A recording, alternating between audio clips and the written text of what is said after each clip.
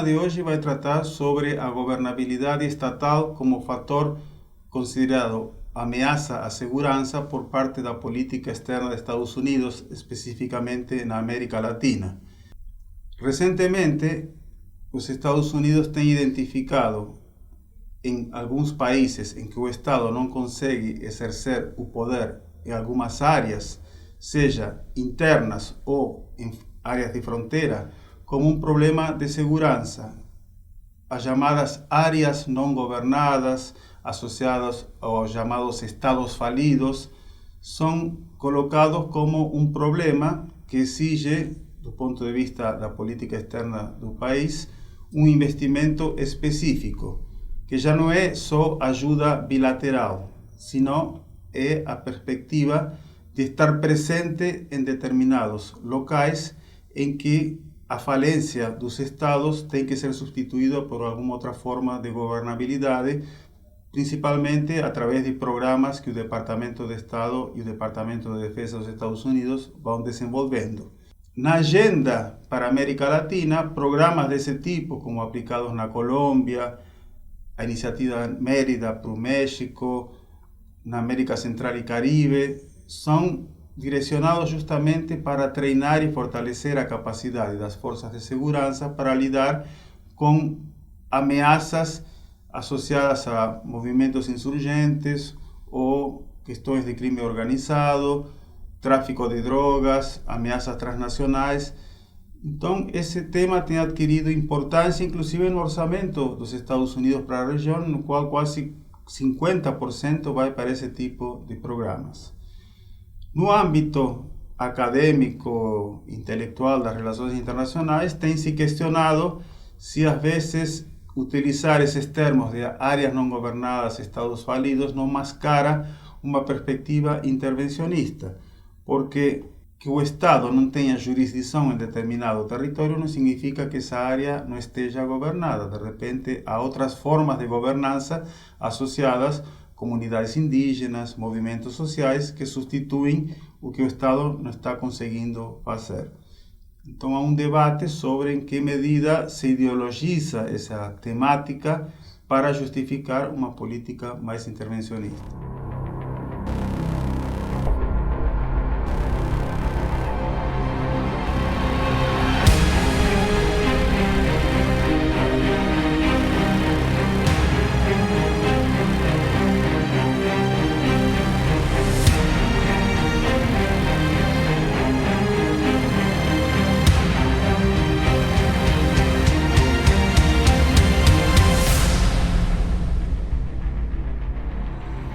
Para discutir esse assunto, temos duas convidadas que são especialistas no assunto.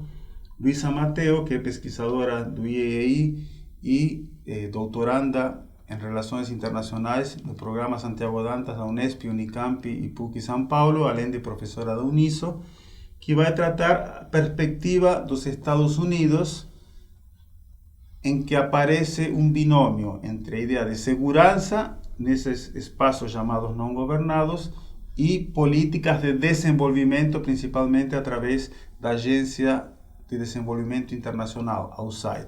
Então, Luisa vai trazer para nós a perspectiva desde os Estados Unidos.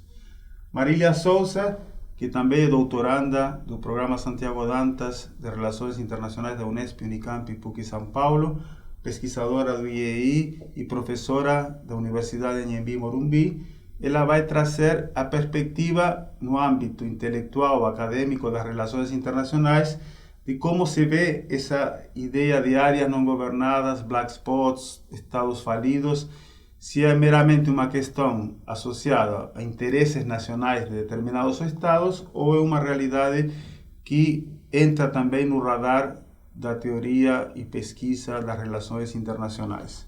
Então passo agora a palavra para Luisa e depois para Marília, lembrando que na segunda parte do programa cada uma vai apresentar a sua perspectiva individual. Nessa primeira parte é sempre trazer de forma sistemática uma visão divergente. Obrigado, Luisa, pela sua presença e passo a palavra para você. Obrigada, professora Aero, pelo convite.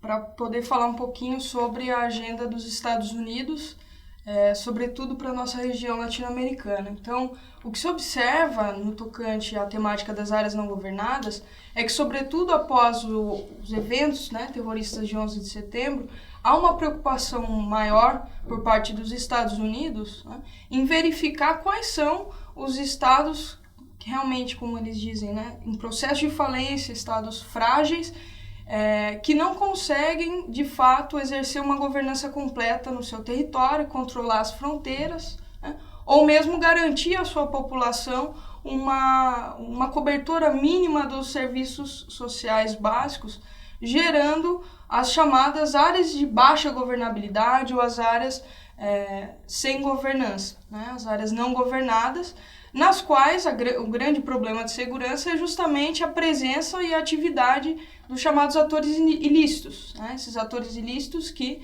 podem ser desde criminosos locais até criminosos com abrangência e atuação transnacional ou mesmo grupos terroristas, né? Que têm também sua atuação transnacional. E para a região latino-americana, sobretudo, a grande preocupação é com um crime organizado, principalmente aquele ligado ao tráfico de drogas. Então essa tem sido o grande foco da política dos Estados Unidos para a região, né? Isso pelo menos desde os anos 2000. A política dos Estados Unidos para as áreas não governadas, ela está difusa, né, em várias agências do governo, mas sobretudo o Departamento de Estado e a Agência para a Promoção do Desenvolvimento, como o professor mencionou, e também o Pentágono. E essas políticas, elas estão ancoradas na percepção de que a promoção do desenvolvimento e a defesa dos interesses de segurança são dois elementos que não podem ser dissociados, justamente porque as áreas não governadas são caracterizadas como áreas em que o desenvolvimento é muito baixo, né? E esse desenvolvimento baixo no sentido econômico, mas também no sentido institucional, é que justamente propicia o exercício desses chamados atores ilícitos. Então, a perspectiva dos Estados Unidos é de promover políticas bilaterais e multilaterais na região que possam aumentar os níveis de governança, aumentar a capacidade dos estados na região, né? Então, como o professor mencionou, algumas políticas mais volumosas, como o Plano Colômbia, a Iniciativa Mérida e as iniciativas de segurança para a América Central e Caribe, mas também outras iniciativas menos volumosas, mas bastante significativas do ponto de vista de investimentos para países menores, como El Salvador, Guatemala, Honduras, que são países com um alto índice de violência e são rota também para o tráfico de drogas nas Américas. Tem como destino final justamente o mercado consumidor norte-americano. Então, a importância de entender a perspectiva dos Estados Unidos sobre o assunto, temática das áreas não governadas e da fragilidade dos estados, é justamente pelo volume bastante estável de investimento dos Estados Unidos em programas de ajuda externa para a região. Sejam esses programas mistos em que há investimentos econômicos e também na área de segurança, ou aqueles outros investimentos mais voltados, por exemplo, para a área humanitária, como é o caso do Haiti, que na região é um grande também receptor de ajuda dos Estados Unidos. Então, uma gama muito grande de países que são receptores de ajuda externa e que tem, na parceria com os Estados Unidos, um grande apoio para reformas nos planos econômico, no plano social e também no plano institucional, por exemplo, reforma do setor judiciário, etc., inclusive reformas e redefinições no plano de segurança pública e também no aspecto militar. Então, acho que essas seriam algumas das contribuições na leitura das estratégias dos Estados Unidos para a região. Muito obrigado, Luísa. E agora fazemos um intervalo. Na segunda parte, Marília vai trazer o debate mais amplo no âmbito das relações internacionais sobre esse assunto.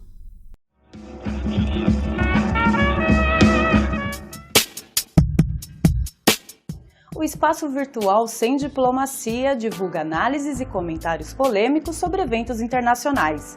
Ele é uma parceria entre o Instituto de Estudos Econômicos e Internacionais e a Assessoria de Comunicação e Imprensa da Unesp. Suas fontes de referência são jornais, revistas, blogs, sites especializados, ONGs e outros meios em que o posicionamento dispensa o consenso da opinião pública. Ele debate a conjuntura internacional a partir de visões dos grandes meios jornalísticos, justamente porque vão direto ao ponto, sem rodeios, sem diplomacia. Seus artigos levam o mesmo título da fonte de origem, acompanhado de uma síntese explicativa sobre seu conteúdo e o link para acesso à versão completa. As análises da equipe do Sem Diplomacia ou de colaboradores externos são publicadas nas seções Opinião e Podcast. Os programas de debate discutem em cada edição as diferentes opiniões da conjuntura internacional. Seus videocasts trazem as análises da equipe sobre fatos de relevância internacional. Acesse o site www.unesp.br/semdiplomacia.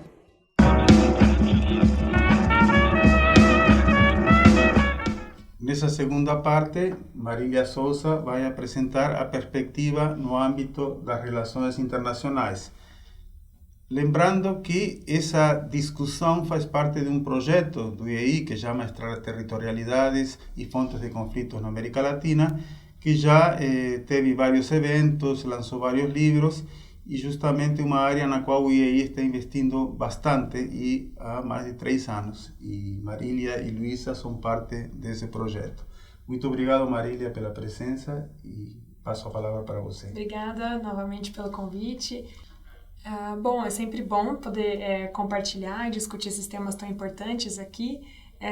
Esse tema das áreas não governadas, ele é um tema relativamente novo, da forma como a gente tem tentado mapeá-lo. Olhando um pouco para a América do Sul, minha pesquisa tentou justamente buscar as primeiras discussões sobre esse tema. Então, olhando primeiramente para as discussões propostas pelo Host, né, e pelo Kakovics, quando eles olham para a região e chamam, enfim, de zona de paz do terceiro mundo e quais são as especificidades, portanto, dessa zona de paz no terceiro mundo, o tema do desenvolvimento ele aparece como um tema importante. Quer dizer, são regiões, portanto, subdesenvolvidas, com espaços desenvolvidos, espaços menos desenvolvidos, e é justamente nesses espaços não desenvolvidos onde há possibilidades para conflitos e para que haja a presença da violência.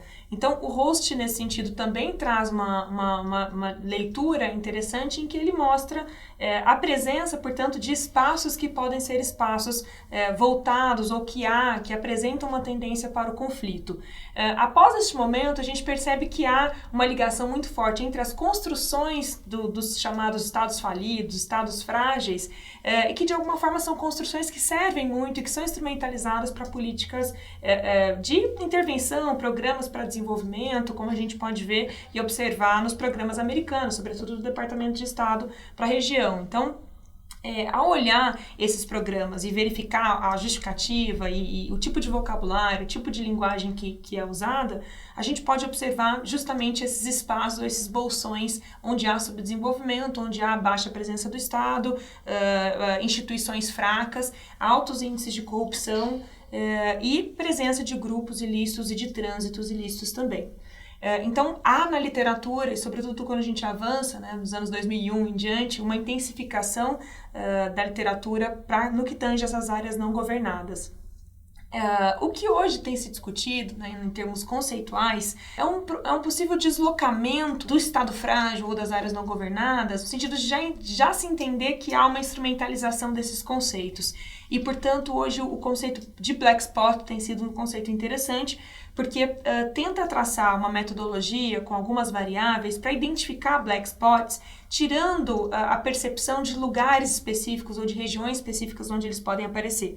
Portanto, o Black Spot pode ser uma região com alguma presença do Estado, você tem que ter uma infraestrutura mínima para que o crime aconteça, você tem que ter presença de guarda nacional, algum tipo de policiamento, algum tipo de presença do Estado e de infraestrutura para que esses crimes ocorram nessa região. Geralmente os Black Spots, eles coincidem, portanto, com regiões de fronteira, já porque é uma região estratégica de passagem de trânsito de produtos ilícitos, E você tem que ter, de alguma forma, relações entre atividades ilícitas. Então, por onde você tem tráfico de drogas, você tem tráfico de armas, você tem contrabando, pirataria, você tem tráfico de pessoas. Geralmente são os espaços, portanto, que possibilitam esse tipo de atividade ilícita. E, portanto, os black spots, ou esse tipo de espaço, pode acontecer não só em espaços subdesenvolvidos, mas também em espaços desenvolvidos, em espaços urbanizados, em espaços de grandes metrópoles e, por que não, no próprio território norte-americano, né? Hoje você tem na fronteira dos Estados Unidos com o México grandes espaços de passagem desses trânsitos ilícitos e até mesmo na fronteira dos Estados Unidos com o Canadá. Então, essa nova perspectiva teórica, ela desacopla um pouco essa linguagem instrumentalizada para a nossa região e nos possibilita olhar também para outros espaços e não somente olhar para outros espaços, como também traçar relações entre os black spots, né? Então, hoje a gente já sabe que a nossa tríplice fronteira norte, né, Brasil, Venezuela e Colômbia, é uma região ali, Serra do Caparro, né, a chamada famosa cabeça de cachorro, é uma região onde você tem um grande, né, trânsito de cocaína entrando pelo Brasil. Essas drogas passam por toda a nossa região norte e, sobretudo, né, da região ali, Recife, né, Fernando de Noronha, essa droga ela é transitada pelo Atlântico e vai até a Nigéria, principalmente da Nigéria para a Europa Ocidental. Então, são várias regiões e elas vão se conectando entre si. Então, é um tema que está longe de ser esgotado, a literatura ainda avança e cabe a gente tentar encontrar, né, enfim, mínimo denominador comum para entender a nossa região. Então, fica o debate, a gente pode discutir mais depois. Muito obrigado, Marília. Realmente ficou muito clara a perspectiva de que, por um lado, há problemas, né? A questão dos atores ilícitos, o problema do conflito, problemas de corrupção, problemas de falta de desenvolvimento, baixa presença estatal. Isso existe. Agora, como isso é instrumentalizado do ponto de vista da política externa de uma grande potência que identifica nisso uma ameaça à sua segurança, principalmente na sua vizinhança imediata, né? América Central e Caribe, o caso do México. Ao mesmo tempo, como nas relações internacionais, uma série de analistas colocam, a partir do reconhecimento de que isso acontece, pode-se pensar de forma mais ampla e conceitualmente de forma menos instrumental, né? Tentando caracterizar um fenômeno que tem se desenvolvido e que precisa uma discussão mais sofisticada no âmbito intelectual. Entrando nessa fase de debates, passo a palavra para a Luísa para fazer sua análise sobre a temática que analisou na primeira parte. Passamos agora à fase do debate em que cada uma das pesquisadoras vai apresentar a sua perspectiva sobre essa temática, começando com Luísa. Então, na linha do que a Marília vinha falando no segundo bloco, né, o grande problema dessas novas terminologias empregadas é que são conceitos muito abertos, né, e foram, em grande medida, inaugurados na agenda política para depois serem debatidos na academia, por exemplo. Então, o próprio conceito de Estado falido, que começa, né, lá na década de 70 a ser utilizado e que depois dá origem, né, se desmembra uma série de outros conceitos, como o próprio Estado colapsado, Estado fragilizado ou as áreas não governadas, são conceitos ainda muito abertos e acabam sendo utilizados de fato pela política externa das grandes potências, e aí não só dos Estados Unidos, mas outras grandes potências ocidentais, né, para gerar uma margem de manobra muito, muito maior, né? Então, na medida em que você identifica um Estado como não sendo capaz de gerir os seus assuntos internos, você abre uma discussão sobre a própria condição soberana desse Estado e legitima uma postura mais intervencionista, por exemplo, do ponto de vista dessas grandes potências. Então, eu acho que o papel da academia é buscar o emprego dessas novas terminologias e problematizar de fato esse emprego e a forma como a gente deve ou não, né, rubricar, né, assinar embaixo desses novos problemas que estão sendo adotados. E da mesma forma, a questão do eixo, né, o nexo segurança e desenvolvimento, que acaba sendo muito instrumental também a política das grandes potências, que por vezes utilizam, né, uma agenda, por exemplo, de desenvolvimento como sendo subsidiária ou que serve à agenda de segurança, né? Então, você dá uma roupagem, por exemplo, humanitária, uma roupagem de promoção da economia, né, do desenvolvimento econômico nesse país, quando de fato você está apoiando uma determinada política, por exemplo, de militarização do combate à produção e ao tráfico de drogas em países na região. Então, são temas que precisam ser melhor entendidos, né, para que a gente consiga, de fato, lidar com esse problema e com esse ator tão relevante que é os Estados Unidos para a nossa região latino-americana. Muito obrigado, Luísa, e passo a palavra para Marília. Eu concordo com a Luísa no sentido de que o conceito precisa ainda avançar, né? Cabe à academia justamente criar conceitos e tentar pensar, até para tentar criar uma endogenia, né? Criar conceitos que, portanto, façam sentido, sobretudo para a nossa região. Acho que essa também é o papel da academia.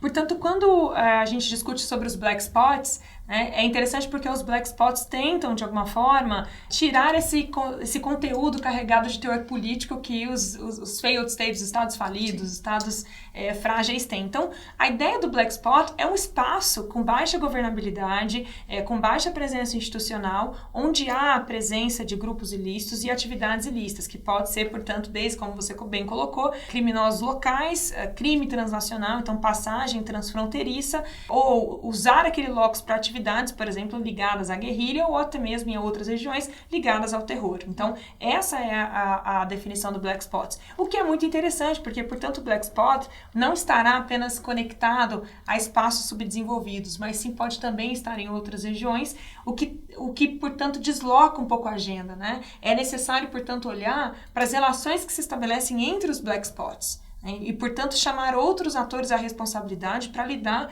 de forma conjunta e de forma concertada, né? Para lidar com os problemas de forma comum. Então, como que um black spot, por exemplo, na fronteira da Colômbia com a Venezuela, se conecta hoje com as passagens que você tem pelo Triângulo Norte da América Central e sua posterior entrada via México ou via Canadá no território norte-americano. E assim você chama, portanto, outros atores a debaterem de forma conjunta. Então, instituições locais, sobretudo para pensar o contexto e o paradigma da segurança na América do Sul, como a Unasul, né, com seus conselhos de defesa sul-americano, ou para pensar a delinquência transnacional, ou o Conselho Mundial contra as Drogas, são iniciativas institucionais muito importantes e inovadoras para lidar de forma conjunta contra esses problemas. De alguma forma, portanto, o Black Spot, ele traz uma abrangência analítica que nos possibilita olhar de forma mais pragmática para esse tipo de problema. Ou seja, por mais que haja desenvolvimento, por mais que se avancem os programas sociais, a presença estatal, mas não só estatal no sentido militar, mas também com iniciativas importantes no âmbito econômico e social, talvez não seja capaz de controlar ou de diminuir completamente passagem de crime, passagem de produtos ilícitos numa determinada região. Por que isso acontece? Né? Quer dizer, qual que é o posicionamento em termos de produção, né, mundial? E aí isso inicia, portanto, também uma agenda. Né? Vamos pensar qual é o papel da nossa região diante do problema mundial das drogas. Né? O problema é que nós somos uma região, sobretudo produtora, né, onde alguns países, os mais frágeis, portanto, nessa cadeia, e as comunidades mais frágeis estão ligadas à produção da folha de coca, né? Então são os mais agredidos pelos programas de pulverização, pelos programas de militarização dessas regiões, sobretudo comunidades na Bolívia, na Colômbia, no Equador, e a partir disso as regiões trânsito e as pessoas que se conectam com esse trânsito, Brasil é um deles, Argentina, Paraguai, são também as comunidades mais vulneráveis nesses espaços. Então, olhar a partir dessa concepção do espaço nos possibilita também averiguar quais são as comunidades de resiliência, quais são as comunidades mais afetadas por esse fenômeno, que é um fenômeno transnacional. Então, por isso que é interessante. Qual é a relação que se estabelece entre elas? Né? Muito obrigado. Nós tivemos duas visões muito claras, né? Tanto a primeira parte como agora no debate. E para quem tiver interesse, todas essas análises, tanto da Marília como da Luísa e outros pesquisadores do IEI, estão na nossa página, na parte vinculada aos projetos. Inclusive já houve 3 livros publicados, 2 no Brasil e nos Estados Unidos, vinculados a esse projeto. Agradeço e até o próximo programa.